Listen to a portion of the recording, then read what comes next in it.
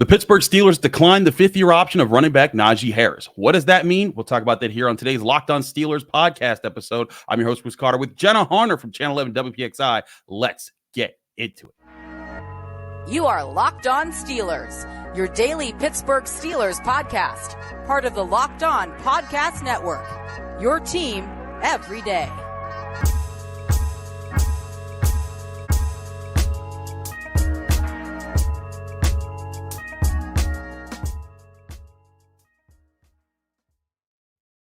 Hello and welcome to the Locked On Steelers podcast. I'm your host, Chris Carter, bringing you your daily dose of all things in the Pittsburgh Steelers. As always, you can find the show on your favorite podcasting apps and on YouTube. Like this video if you enjoy it. Subscribe to this YouTube channel to get all of your daily Monday through Friday episodes, as well as our bonus content. We thank you for making us your first listen every day, because we're your team every day. And today's episode is brought to you by Monopoly Go. I admitted I have a competitive side, and as a big fan of Monopoly Go, it's the mobile hit twist on the classic game Monopoly. So join your friends and download Monopoly Go, now free on the App Store or Google Play. As I said before, we're joined by Jenna Harner of Channel 11 WPXI. Jenna is back on the show. Jenna, it's great to have you in, but there's hot news to talk about. Literally about less than an hour ago, the Steelers, it came out, Jerry Dulac with the first report of it from the Pittsburgh Post-Gazette, that Najee Harris's fifth-year extension was not picked up by the Pittsburgh Steelers. This was a fifth-year extension for a guy who became the first player in franchise history to rush for over 1,000 yards in each of his first three seasons. His fifth-year extension was going to be around $6.7-ish million. It's not even top 10 in running backs in the NFL in today's NFL game. And Jenna, before I give my opinion on this, I want to get your thoughts. Is this the right move or the wrong move for the Pittsburgh Steelers and how they're heading into this upcoming season, making this a contract year for Najee Harris? I think on face value, a lot of fans can think and look and say, hey, this might not be the right move here. Running backs, as you know, they're hard to find, especially really productive ones, especially ones at great value. Yeah. And that at face value, I can see that. However, from what I'm hearing, from what sources have said to me, this kind of is just all seeming that the Steelers want to see how Najee Harris and how the rest of these running backs are going to fit in this new offense under Arthur Smith. And this also does not rule out a deal later on with Najee Harris, and what realistically I think might happen and what could happen. And yeah, you know, we're a season away from it. We have to see the production from Najee Harris and what we get out of him this season. But the reality could be is that he has another productive season, either reaches 1,000 yards, gets close to it, surpasses it. And then the Steelers are like, hey, we saw you fit really well in this offense. We think you're a very valuable member of this locker room. We think your leadership is a very important quality. We're going to re-sign you and we're going to make a deal. This isn't ruling out a deal entirely. I think this is just the Steelers want to see what Harris is going to look like under this new offense, how he fits, or if they're going to next year need to let him go and find someone, whether it's a cheaper option, whether it's a draft pick, that can fit into what this new offense is going to look like. That's a very reasonable take to have, Jenna. I think that's, you know, and it makes sense to give yourself the option. But here's where I think this is a mistake, because let's say Najee Harris plays well next year. Here's the thing. Najee Harris has gotten 1,000 yards in each of these last three seasons. In none of those seasons, except the second half of last year when he was starting to put up the numbers that got him to 1,000 yards again, the Steelers have not had good offensive line play. They've invested in the offensive line. It's supposed to be better this year, with Broderick Jones being a second-year player, Fautanu being a better tackle than Dan Moore, and Zach Frazier being better than Mason Cole. And then, of course, Seumalo and Daniels, and in an offense that's going to be more organized and better suited to run the football and do a lot of things better. And you're also going to have a passing attack that'll be better than what you've had over the past three seasons with Najee Harris, because either old man Ben Roethlisberger, Mitch Trubisky, Kenny Pickett, or, you know, the last three games of Mason Rudolph were good, but Russell Wilson or Justin Fields project to be better than what those were in the last 3 years that Najee Harris has had to work with. And even with all of that working against Najee Harris, he's still gotten those numbers. He's still been able to do well.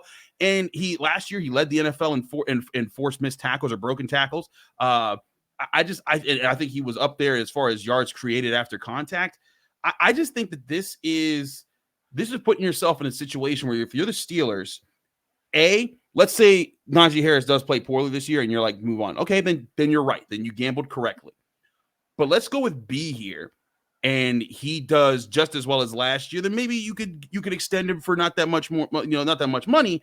But let's say what happens here is he blows up next year, and you're expecting the run game to be that much better, right? You're expecting Najee Harris and Jaylen Warren to be better next year. And he has 1,500 rushing yards or something like that next year. Then Najee, now because he's not under a 5th-year option, Najee Harris can come to you and say, I want paid. And so then now you put yourself in a position where you could have had him for $6.7 million, which is nothing for a running back that's a consistent starter in today's NFL that can produce at a high level. And even if he's still just at an average level, $6.7 million is a very solid rate. It barely dents their salary cap for 2025.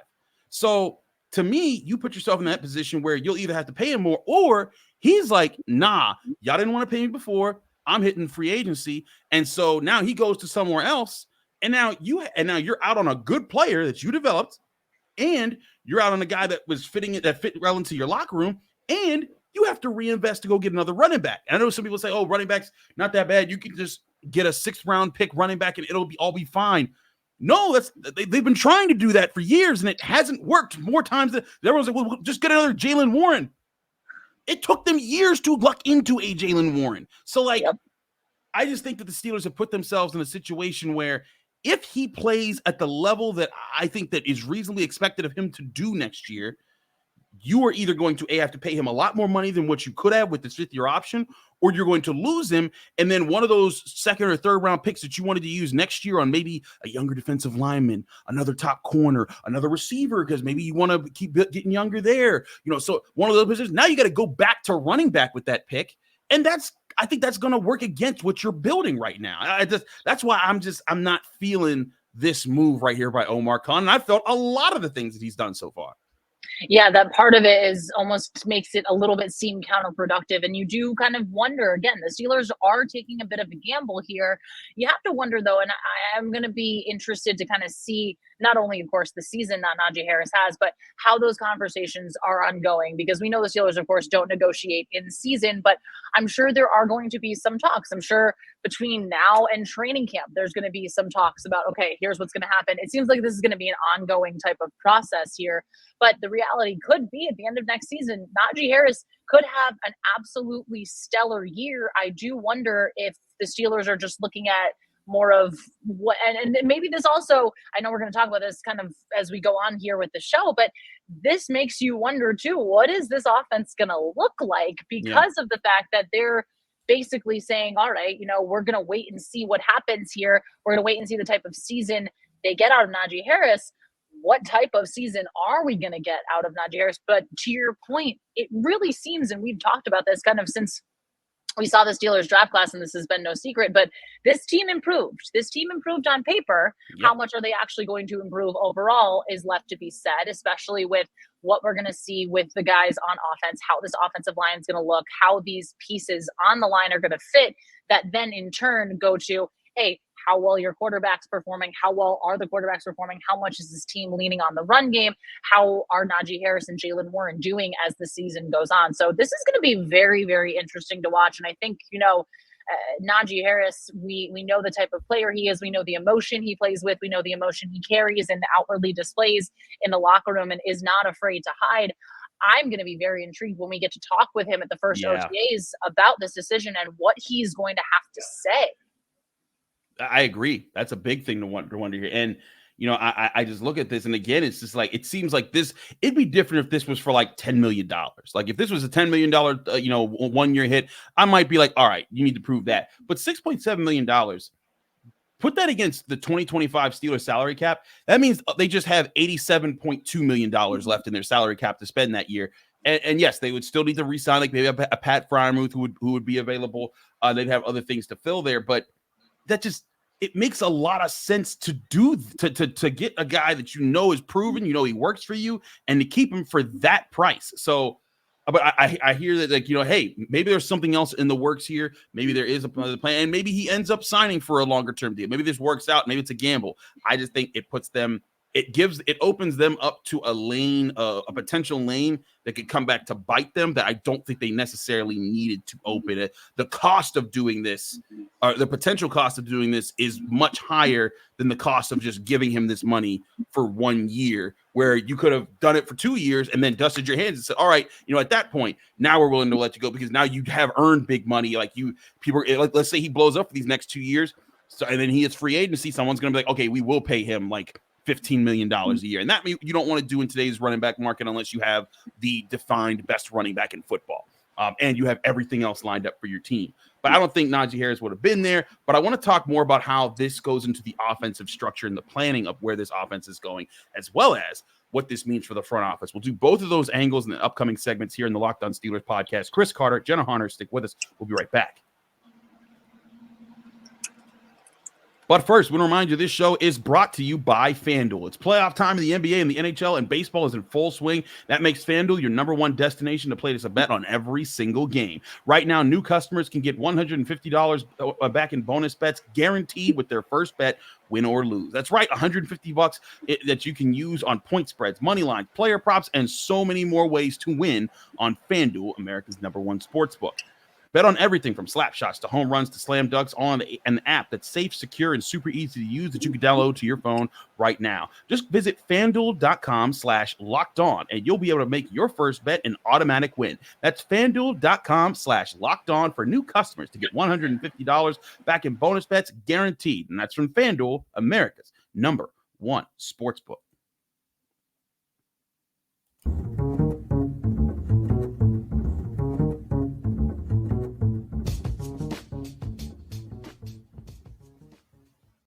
Back here on the Locked On Steelers podcast, I'm your host, Chris Carter, here with Jenna Harner of Channel 11 WPXI.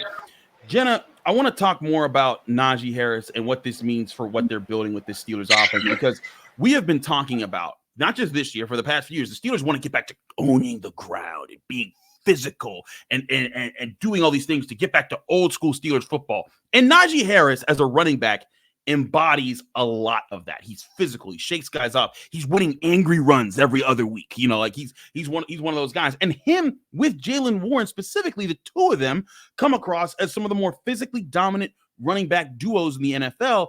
And to finally have that matched with an offensive line that's young, strong, athletic, and leaning into that style of play, it just made sense. But let's pause for a second. And this is not saying this is definitely what's going to happen. But let's say Najee Harris is gone after next season, and you have to go reinvest, and you have to find another guy like that, and then you have to develop another guy like that. It just seems like that could be a reset button. Or is there a completely other direction that we are missing here that the Steelers offense could be going with Arthur Smith?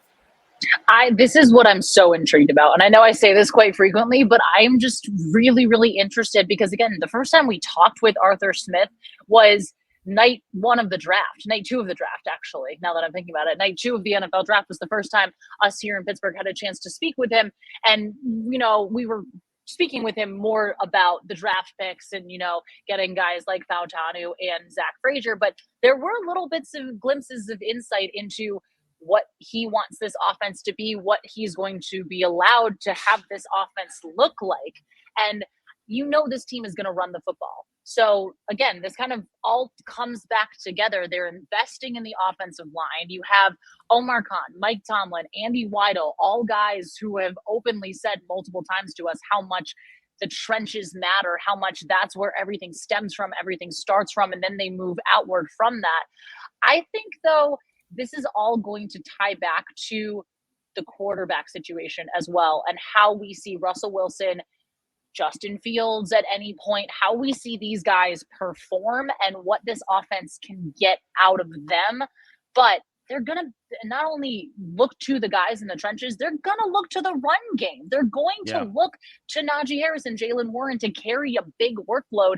And that's at least what it seems like right now and what the conversations we've been having. But it just makes all that sense in the world that this is a team that it's going to run the football. This is a team too. And again, this is back to the second half of last year. The Steelers want to impose their will on people. They want to be able to run the football. They want other teams to know they're going to run the football and say, hey, we're going to run. We're going to beat you anyway, and we're going to do it with the arsenal of talent we have on our O-line as well as the guys in the backfield. I think that's been the MO that they're trying to build towards. And again, it just seems odd that the guy that you've been building with, you're just going to chuck off. And I also think, it's interesting to point this out too, because I see a lot of people say, well, just get another running back. You can just do that anyways. Again, like, can you do that just right away? Because what happens is that I think a lot of people, they lump in like Isaiah Pacheco and like guys like that were super late round picks, but they play on teams with like superstar quarterbacks that convert that contract all of the attention of the defense so that they're the afterthought. If the Steelers had a quarterback like that, I get it. I'd be like, yeah, just get whoever. It doesn't matter because that's the small part of the offense. But when you're trying to have a build-it up offense, I mean, heck, Russell Wilson's only Super Bowl is the year when they had Marshawn Lynch destroying things. And Marshawn Lynch's numbers early in his career are very similar to Najee Harris. Najee Harris are actually even better than what they were in his first few years. And then people were like, man, Marshawn Lynch was overdrafted. Then he went to Seattle and people were like, oh, wait, no. He just needed a decent passing game and a not bad offensive line, and he was going to be a problem. And that's all a lot of people have been saying about Najee Harris, which again, it's just like it fits into what the Steelers are trying to do with this back to Steelers football approach. It just doesn't seem to, but that's why this move seems so odd to me. And listen, I get the whole running backs aren't a high position of value, but like, there's also plenty of whiffs at running back and when it comes to draft picks over the years. And for people that want to say that Najee Harris is one, again, 1,000 yards each of those years with subpar offensive line play. He's overcome it every single time. And, in ways that kept the Steelers relevant. If you look back in some of the games that he's gone off in, they've been games that have been crucial to keep the Steelers, at a winning record or getting into the playoffs. And that's where I just, again, like that doesn't add up to what the division that they've been heading towards, unless they think this is upcoming great class of running backs. They can get one in the third round and they'll be just as good as Najee Harris. And maybe they can find that.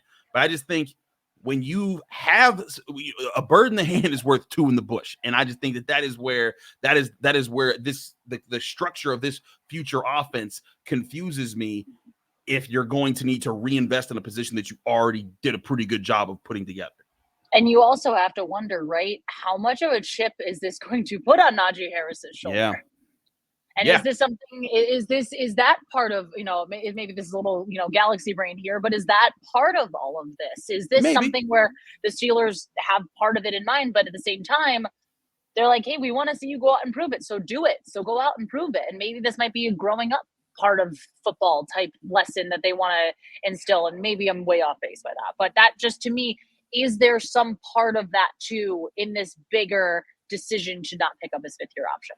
Maybe putting a chip on his shoulder, it certainly could add to something there for Najee Harris. I mean, here's the thing. This is now a prove-it year. If he wants to make big money in the NFL, he has to blow it up in 2024. Almost said 2023. But he has to blow it up in 2024 to prove that. And like, sure, that might put a chip on his shoulder a little bit, might give him but I don't think Najee Harris has ever come across as the guy that's been like entitled, like, oh, this is my job, it's just my thing.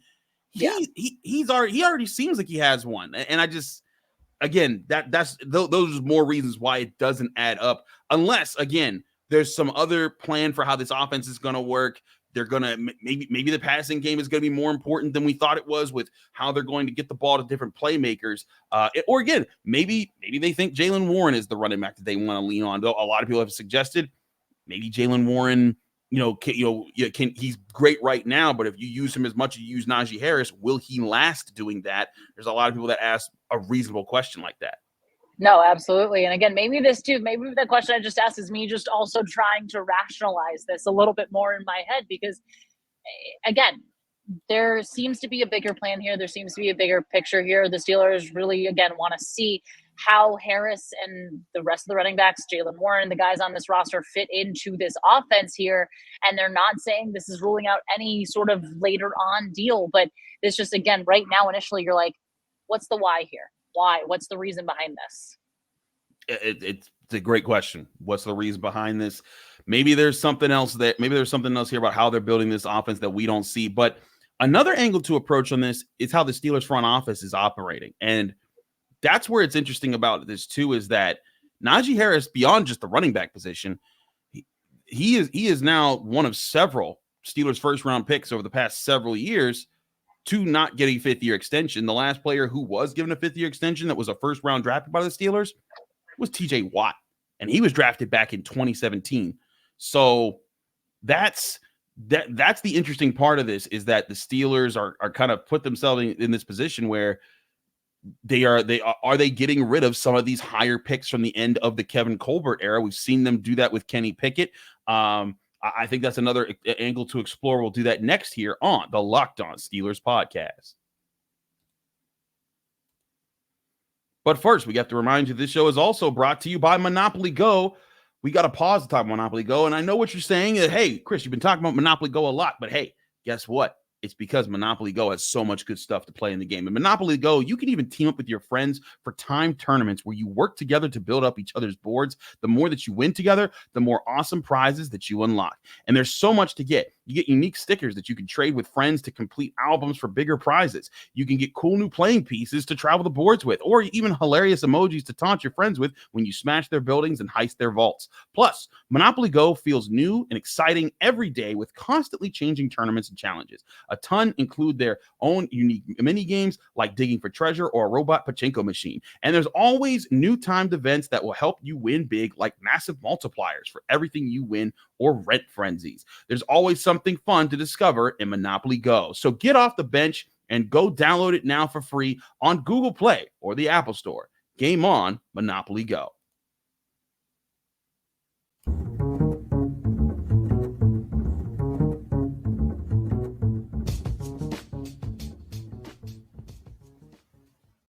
Back here on the Locked On Steelers podcast, Chris Carter, Jenna Harner, Channel 11 WPXI. Jenna, let's talk about this from the Omar Khan perspective. And Omar Khan worked under Kevin Colbert for 20 years. Like, this man, he was his guy. They were close. But now you've seen in the span of a couple months here, they moved on from Kenny Pickett, and they haven't moved on from Najee Harris, but now they're not giving him a 5th-year extension, which opens the door to moving on for him sooner rather than later. And it makes you start to wonder, like, are the Steelers moving on from some of these later Kevin Colbert picks? And obviously not all of them. Like, Alex Highsmith was a really good pick, and he's worked out. But like Chase Claypool got traded away, and they did so at a great price. And not that it was a bad move to get rid of Chase Claypool, but we're seeing the ushering out of a lot of these higher end picks from the end of the Colbert era, and the bringing in and like, and these new investments. Like, hey, we're going to build the team this way. It makes me wonder if there's an effort here to get rid of some of those guys to kind of make it all part of this new Omar Khan, Andy Weidel era. It seems like it is almost a little bit of a changing of the guard, right? And it's hard not to look at things. You have to look at it very situationally and then also branch outward a little bit. But like the Kenny Pickett part of this to me is very intriguing because, again, nobody thought that this trade was going to happen when it happened. Again, they're introducing Russell Wilson, and an hour later, everyone's like, oh, yeah, okay, what's going on here? So it does feel a little bit in that way. I mean, it's just so interesting to me too, looking at the first round picks from the Steelers from the last handful of years and how many members of those, or how many of those picks are not on this team anymore. And granted, okay, first round is interesting. It's different, but you have, since 2011, you have Cam Hayward still on this team. TJ Watt is still on this team. Najee Harris is still on this team, and Minkah Fitzpatrick because of obviously the trade. But you have 4 first-round picks in the last 13 years. Is that right? Math on my head? In my mind? Yes. Okay, so actually, yes, but take out Fautanu and Broderick Jones because those were both those were both Omar Khan picks. But from 2011 to 2022, so that's 11 years. Mm-hmm. 4 of those guys are still on this team. Yeah. 4. And maybe it's a sign that the Steelers, the Steelers have moved on. And some of those are also, guys got signed, like Bud Dupree, he got signed away for big money, and you had TJ Watt, you weren't going to pay to keep him. Ryan Shazier. Yeah. Ryan Shazier, absolutely. There's not what you going to do, but there's also your Devin Bush, I guess, also got hurt, and it changed the trajectory of his career. But Kenny Pickett hasn't worked out. Terrell Edmonds didn't work out. Artie Burns didn't work out. Jarvis Jones was a complete bust. There's quite a few of those. And I think that's to a point here is that the Steelers, maybe they've had to shift how their front office has worked. And with that, they're also kind of trying to make sure that they're building their team with more of this new front office vision. And whereas we've all thought about how that's about procuring new players and adding new players, maybe it's also about weeding out the types of players that they do and don't want. And that's something, I guess the biggest thing I feel like the last handful of off seasons and drafts leading into the year was they're talking about players that love the game of football and want to play the game of football and live, sleep, breathe, eat, die by the game of football. And I think we're seeing that identity come out, especially in the last year's draft class and this year's draft class. And I think that is that defining characteristic right now for me. I mean, you look at last year's draft class, you look at Broderick Jones, you look at Nick Herbig, you look at, Joey Porter Jr., like these young players, football is their entire identity. And not to say that it's not from some of the guys in the past, but like, I feel like you look at the brand of players that Omar Khan has brought in the last 2 years, and they all kind of fit that same bill. Yeah, I agree. They do seem to kind of fit this bill. I mean, like we've seen them picking players at these positions of value that are like, the last 2 years. Tackle has been the first round pick in both of those seasons. And then they got a corner and a defensive tackle the year before. They got a center this year, but they got a center at the right value for where a lot of people had this guy in Zach Frazier there. And so maybe it's trying to reevaluate how things work. Kevin Colbert was always a guy who looked at talent, ranked off the talent, and went from there. But maybe this group looks at the talent, but also compares about the positional value of how guys work in those spots there, and what that is for roster construction, and what that means as far as looking forward and how you want to keep the pay structure together. Because that's the other thing with Omar Khan here is that if you're looking at building this roster out, it's like where do you want most of your money tied up in? You usually want it tied up in those premium positions and then role players elsewhere. And again, $6.7 million, that's role player money. It'd be different. I'd be a lot different if this was a $10 to $12 million investment like Larry Ogunjobi. But like this is, and that's the thing, Larry Ogunjobi ain't even producing the way Najee Harris is producing their running back, and they're paying him more than that. That's why I just look at this and I'm not sure if this lines up with anything else that they're working on here, or if it's just them saying, hey, we're never going to be paying for a running back anymore unless the guy's Christian McCaffrey or Derrick Henry in their prime, and it's just like they are the best player on the team. Yeah, and that maybe is part of it too, like this organizational shift a little bit, and we're seeing, hey, this is where the money's going to go. This is where we believe we need to invest in, and these are other areas where we don't entirely believe we need to invest in. That's actually a really interesting point on that side of it, just to see, again, what we get a lot from Omar Khan. I think we get some honesty, some rawness from him, but I think there's still a lot of mystery there. I think there is still a lot of like, what, and I think just because this team and this franchise right now feels like it's at such a crossroads of they haven't won the playoff games in recent history. They haven't had the success that they're known for. So what is this shift going to be, and what's it going to look like? And I mean, gosh, I really think you don't want to sit here and say, hey, we're really going to find out this year, but you have a new offensive coordinator who's been around the league, who has had success in the league.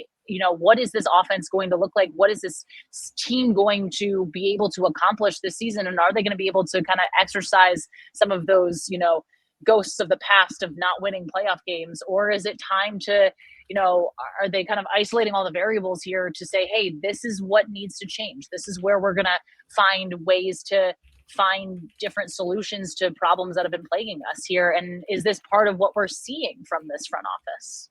Yeah, I think it's going to be really interesting to see where, what does the front office do from here? And again, here's the other thing. Like you said, he could play well and they could extend it, and this could be a non-story in the long run. Like this could end up being nothing.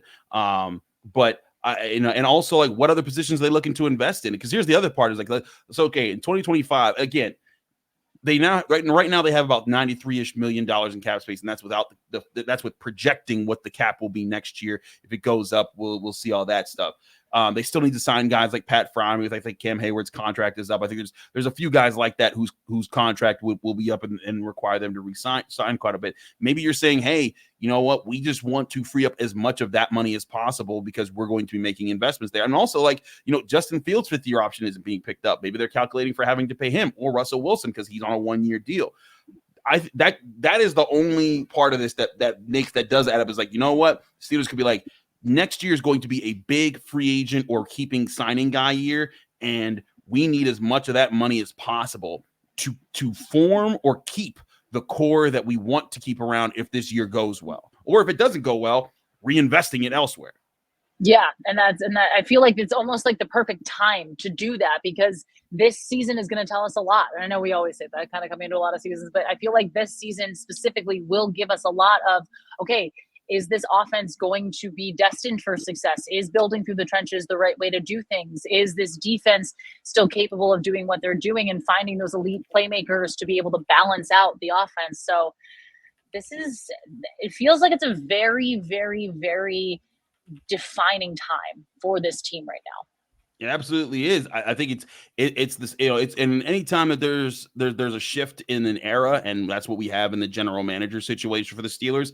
That's what it's setting up, right? It's setting up like, hey, like this is going to be huge because this defines Omar Khan's start of his career. And that's what Kevin Colbert did. You know, he got some big hits early on in his draft picks, and that set up, you know, the Super Bowl runs of the mid to late 2000s. And so Omar Khan's trying to set that up with his guys. It's going to be interesting to see how that does play out. There's a lot of moves that we've all declared very smart by Omar Khan, and I think that they're smart. But we're thinking that they're smart before we see them play out long term. Like, I think these last two draft classes are awesome, but if they turn out to have a lot of duds in them, we'll look back and say, woof, everyone thought they were good, but they were bad. You know, but again, we need time to see that. And I think it's one of those things where you just got to be patient, wait to see how things develop. And then you will be able to look in hindsight and say, hey, these ended up being the right move. So again, I disagree with this decision on Najee Harris specifically, but I also think that Omar Khan obviously has a plan. I've liked a lot of other elements of his plan. If I'm looking at this from the Steelers' perspective and trying to find positives there, I like so many other parts that I'm like, hey, I disagree with this part, but maybe there's a vision here that's going to get them to a place where they're going to be a more competitive team and win playoff games, like maybe get back to being Super Bowl contenders earlier than later. And time will tell, right? Time will tell. We'll find out ideally really quickly, but it'll I feel like we'll, you know, at the end of the season, we'll be having these conversations of, hey, were they able to answer these questions? Were they able to find these solutions here? And it's going to be a fun one. No doubt about that. Absolutely. She's Jenna Harner of Channel 11 WPXI. I'm Chris Carter. Jenna, thanks so much for joining us here. Let people know they can find you, follow you, and get more of your work. Well, thank you as always. It's a pleasure to join you anytime. You can find me on Twitter at Jenna Harner11, Instagram Jenna_Harner, and locally or online here at WPXI Channel 11.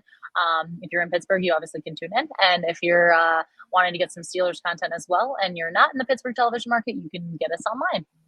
Absolutely. She's Jenna Harner. Thanks again, Jenna, for joining us. Thank you all for joining us here on the Friday edition of the Locked On Steelers podcast. I'm your host, Chris Carter. Follow me on Twitter and Instagram at Carter Critiques. Read my work at the Pittsburgh Post-Gazette, post-gazette.com. Find me here on the Locked On Steelers podcast every day, Monday through Friday, on your favorite podcasting apps and on YouTube. Like this video if you enjoy it. Subscribe to this channel to get all of those episodes back Monday here on the Locked On Steelers podcast.